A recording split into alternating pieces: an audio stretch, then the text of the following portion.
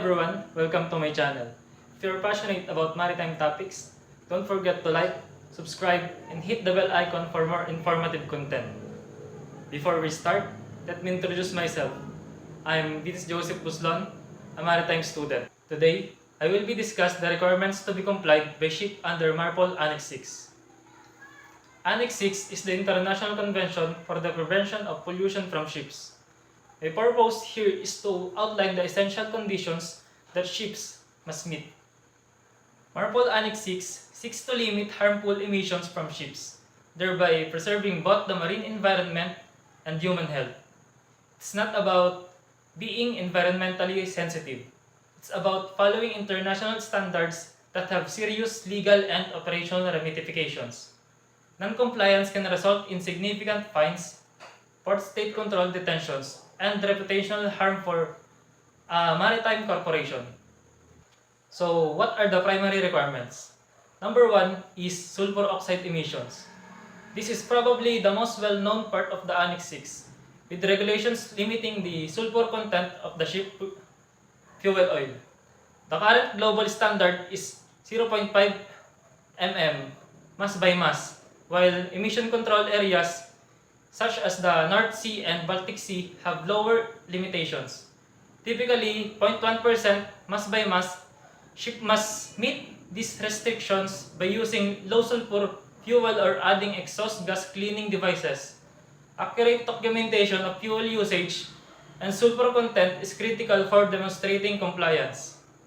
Number 2 is nitrogen oxide emissions. Nitrogen oxide emissions are also being targeted with rules changing according to engine power and speed. To reduce NOx emissions, compliance frequently requires the use of selective catalytic reduction or exhaust gas recirculation.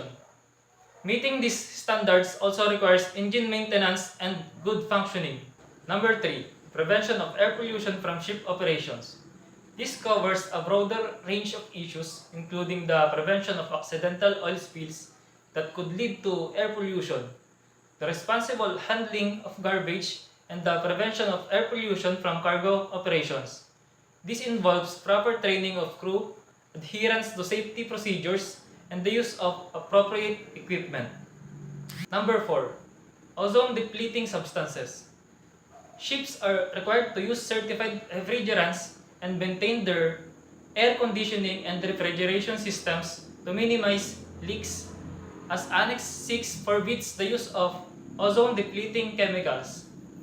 Number 5. Shipboard incineration. To reduce air pollution, shipboard waste incineration is regulated.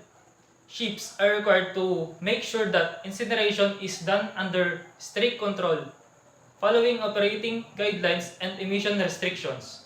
Understanding these criteria is critical for all maritime professionals to ensure the safety of our oceans and the shipping industry's future. Thank you for watching. Don't forget to like and subscribe for marine content. If you have any questions, please leave a comment below.